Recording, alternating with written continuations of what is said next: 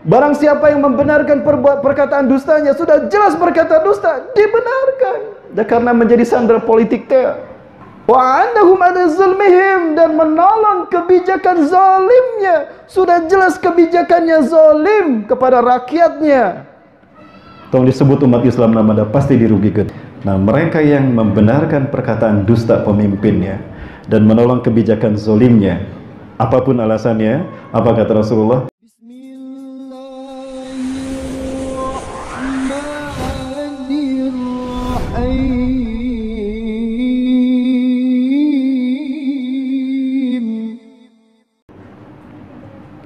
Dari keturunanku akan ada orang yang dia, Nabi Isa AS, sholat di belakangnya. Jadi Nabi Isa itu menjadi makmum. Kebayang perempuan, Nabi Isa menjadi makmumnya. Artinya betapa mulianya beliau. Bukan beliau lebih mulia dari Nabi Isa, tidak. Tapi itu menunjukkan kemuliaan orang yang berpegang teguh kepada Al-Quran dan Sunnah di akhir zaman. Saking mulianya mengamalkan Quran Sunnah di akhir zaman seperti zaman kita ini, para Nabi dan Rasul pun menjadi makmum siapapun yang memimpinnya. Jadi Bapak Ibu harusnya bangga kita bertahan tauhid di zaman sekarang, berpegang teguh. Karena di zaman ini tidak sedikit mereka yang galau dan tergelincir.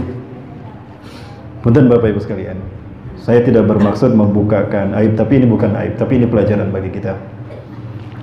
Tidak sedikit para ustadz yang tergelincir di zaman kita ini. Pesta demokrasinya belum selesai, tapi tauhid berguguran. Ini dahsyatnya fitnah akhir zaman.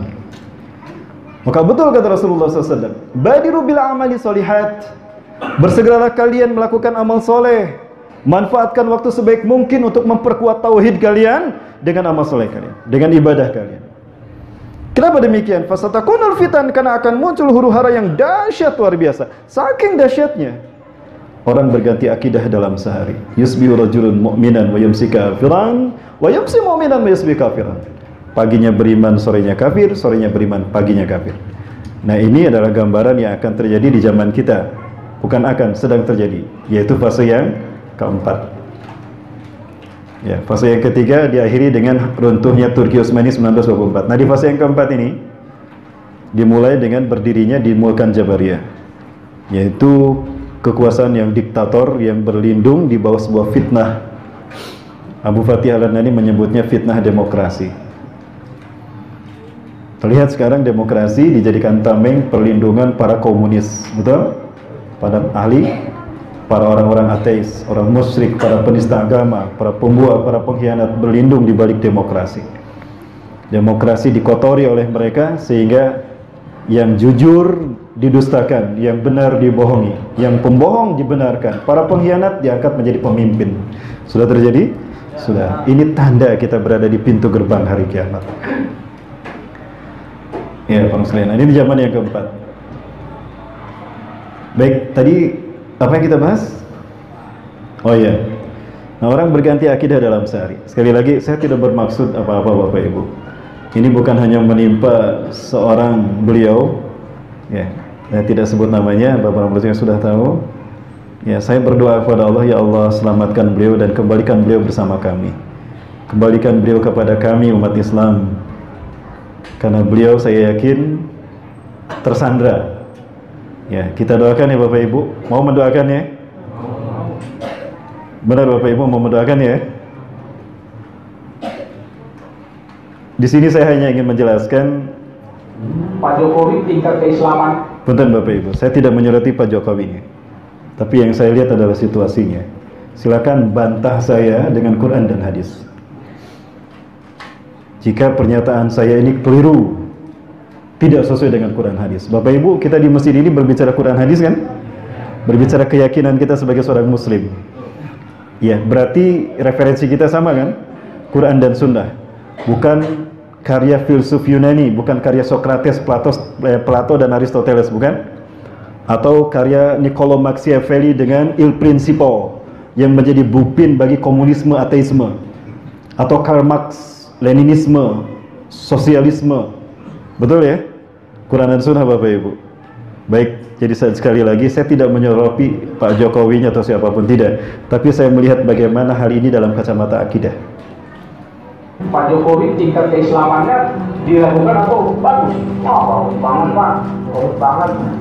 Ini seorang presiden yang sholat hajat untuk bangsanya, untuk negara. Lihat wajahnya Pak, dan lihat sorot matanya. Apakah itu yang ada dalam hatinya yang sesungguhnya? Tidak. Itu salah satunya Pak Jokowi. Saya tahu banget loh, bener, itu luar biasa. Puasanya juga itu dari dulu. Yang mengusungnya itu siapa? Yang membisikkannya nanti. Misalnya biarpun itu orang baik, soleh, wakilnya juga soleh, baik, tapi yang ngusung adalah kelompok gak bener, jangan dipilih. Kenapa? Bahaya itu nanti yang membisikkan ini yang ngusung, yang angkatnya. Jangan sekali-kali mengatakan, oh dia orangnya baik, Masya Allah dan sebagainya. Kali-kali mengangkat dia baik, fatal. Anda akan ikut andil di dalam menjerumuskan pemimpin tersebut dalam kehinaan. Silakan buka dalam kitab Tauhid Bapak Ibu, karya Syekh Sa'id Al-Qahtani, judulnya Al-Wala wal Bara, loyalitas dan anti loyalitas.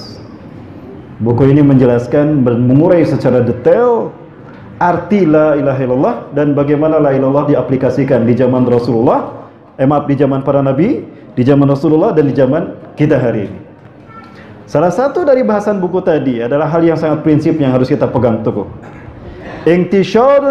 Intisyarul kafirin wal musyrikin liqitalil mu'minin fahuwa kufrun mutlaqan. Menolong orang-orang kafir, menolong orang-orang musyrik dalam memerangi kaum muslimin, sadar ataupun tidak, kafir dia secara mutlak. Sekali lagi Bapak Ibu, silakan buka kitabnya. Sekarang sudah ada terjemahnya nih di Indonesia nih. Ya ini udah dari dulu Bapak Ibu, kajian kitab Tauhid ini. Intisyarul kafirin wa intisyarul musyrikin liqitalil muslimin au mu'minin fahuwa kufrun mutlaqan. Menolong orang-orang kafir, menolong orang-orang musyrik dalam memerangi kaum muslimin, kaum mukminin itu kafir, sadar atau tidak. Bapak Ibu, terjadi tidak di tanah air kita? Jujur ya Bapak Ibu ya. Nah, ini Bapak sekalian. Ya.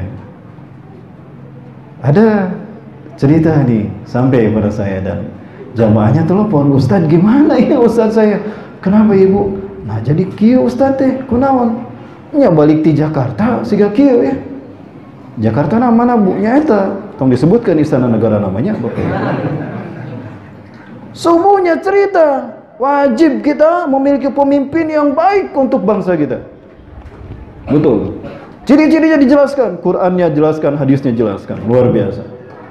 Habis kuliah subuh, pagi beliau berangkat ke Jakarta, diundang kan. Ketika sampai di sana tanda tangan, dikasih map, di dalam map ada amplop, kandal luar biasa amplopnya. Begitu dibuka amplopnya 15 juta. Ah, ini baru datang, nggak ceramah nggak apa, cuma datang doang, dikasih 15 juta. Saya ceramah seharian nggak dapat 15 juta kata dia. Begitu kagum kepada isi amplop tadi, Allah dan Rasulnya hilang, jinnya masuk ke dalam tubuh. Ingat Pak, ada jinnya. Saya yakin ada jinnya. Buktinya, sorenya pulang. Jadi ngaco, istrinya pun kaget. Cerita sama jamaah itu telepon saya. Ustaz gimana bla bla bla bla bla. Ruqyah Bu. Di ruqyah para sekalian. Balik deh tah sadar deh. Allahu Akbar. Ternyata jin pun ikut andil dalam pesta demokrasi tahun ini. Hati-hati Bapak Ibu. Betul apa kata Rasulullah? Paginya beriman, sorenya kafir. Sorenya beriman, paginya kafir. Ya bi'udinahu bi'aradi minat dunia, menjual agamanya, menjual akidahnya demi harta dunia, demi pangkat, demi jabatan. Betul tidak Ibu? Salah apa yang saya katakan? Halo? Kayak jadi tegang gitu. Pak, apa saya terlalu pedas Pak? Baik, kenapa saya mengatakan ini? Bapak Ibu sekalian, Bapak Ibu, saya tanya dengan keyakinan saya, tolong jawab dengan keyakinan Bapak Ibu. Terlepas siapa pilihan Bapak Ibu sekalian. Yang saya tahu Bapak Ibu yang hadir ke sini muslim, betul? Yang saya tahu Bapak Ibu yang hadir ke sini mukmin, betul? Allahumma fashhad ya Allah, saksikan ya Allah. Aku yakin Engkau Maha mendengar ya Allah. Aku yakin kau maha melihat ya Allah. Saksikan ya Allah. Baik Bapak Ibu sekalian, tolong jawab dengan jujur dengan apa yang ada dalam hati Bapak Ibu sekalian. Bapak Ibu ingin masuk surga? Ingin selamat nanti di padang mahsyar? Yang jawab sedikit, berarti peminatnya sedikit. Bapak Ibu ingin selamat nanti di padang mahsyar? Ingin mendapatkan syafaat Rasulullah nanti di padang mahsyar? Ingin masuk surga? Ingin kekal di dalam surga? Baik, hafal nama-nama surga? Jangan-jangan hafalan neraka. Baik Bapak Ibu, nih saya sampaikan hadis Rasulullah. Silakan buka di dalam Kitabul Fitan, An-Nihayah fil Fitan wal Malahim, karya Al-Hafiz Imam Ibnu Katsir rahimahullah, atau di dalam kitab karya Dr. Muhammad bin Abdurrahman Al-Arifi, Nihayatul Alam, Misteri Akhir Dunia. Rasulullah SAW bersabda, "Innahu satakunu ba'di umara." Sesungguhnya sepeninggalku akan banyak muncul pemimpin-pemimpin di tengah-tengah kalian.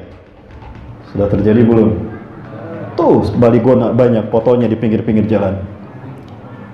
Sudah bermunculan? Nah, hati-hati kata Rasulullah. Man saddaqahum bikadzibihim. Barang siapa yang membenarkan perkataan dusta mereka, sudah jelas perkataannya dusta dibenarkan karena pengen mempertahankan pangkat dan jabatan, karena pengen mempertahankan gaji bulanan. Apa saya terlalu keras Bapak Ibu? Sekali lagi ya kata Rasulullah. Man sadaqahum bikadzibihim. Barang siapa yang membenarkan perkataan dustanya, sudah jelas berkata dusta, dibenarkan. Dan karena menjadi sandera politik dia. Wa annahum ala zulmihim, dan menolong kebijakan zalimnya. Sudah jelas kebijakannya zalim kepada rakyatnya. Tolong disebut umat Islam namanya, pasti dirugikan. Siapa yang membenarkan perkataan dusta pemimpinnya karena dunia dan menolong kebijakan zalimnya karena dunia, falaysa minni, dia bukan umatku, kata Rasulullah. Dia bukan umatku, diusir di padang mahsyar. Boro-boro mendapatkan syafaat, tidak diakui iman Islamnya. Coba pemimpin yang semacam itu, yang dibela, yang mereka bela, ketika Allah dan Rasulnya mengusirnya, bisa menyelamatkannya? Tidak. Silakan kaji surat Al-Baqarah ayat 165 sampai 4 ayat sesudahnya. Ngeri itu Bapak Ibu. Nanti pemimpin yang diusung, yang dibangga-banggakan di dunia, ketika sadar mereka telah sesat dan menyesatkan, nanti akan saling melepaskan diri. Aku tidak kenal, aku tim sukses kamu, aku nggak kenal sama kamu. Fataqatta'at bihimul asbab. Maka putus segala hubungan antara mereka, seolah-olah tidak pernah terjalin pertemuan antara mereka. Terjadi pertemuan antara mereka.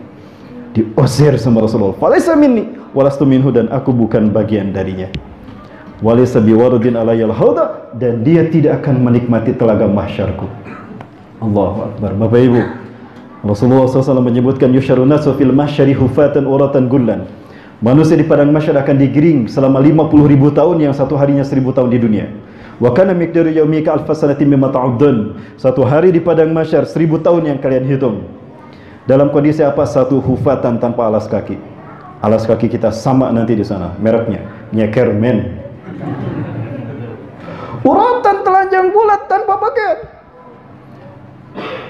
Gurlan tanpa dihitan, dibungkus deui, cangkangan deui untuk laki-laki. Wa yata'allaquna bi'udukihim, dan mereka bercucuran keringat. Ada yang sampai kedua mata kakinya, ada yang sampai mata kaki, ada yang sampai lututnya, ada yang sampai pusarnya, bahkan ada yang mereka tenggelam dengan keringatnya. Wa minhum man ijamul iljaman bil uruqi iljaman. Nah, kata Rasulullah, inna likulli nabiyyin wa rasulin haudun fil mahsyari alladhi yusamma bi asma'ihim. Sesungguhnya bagi para nabi dan rasul nanti di padang mahsyar, mereka punya telaga yang diberi nama dengan nama-nama mereka. Ada Haud Adam alaihissalam, ada Haud Nuh, Haud Muhammadin SAW. Ada telaga Adam, telaga Nuh, telaga Ibrahim, bahkan telaga Nabi Muhammad SAW. Rasulullah bersabda, innakum satariduna, kalian semua hai umatku akan sampai nanti ke telagaku. Waman warudahu, dan siapa yang sampai ke telagaku, sariba minhu, dia akan pasti meminumnya.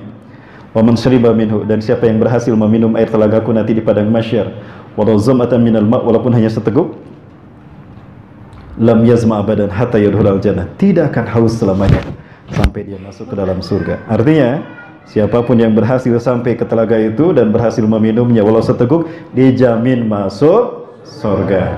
Nah, mereka yang membenarkan perkataan dusta pemimpinnya dan menolak kebijakan zolimnya, apapun alasannya, apa kata Rasulullah, dia akan terusir dari telaga mahsyar ini.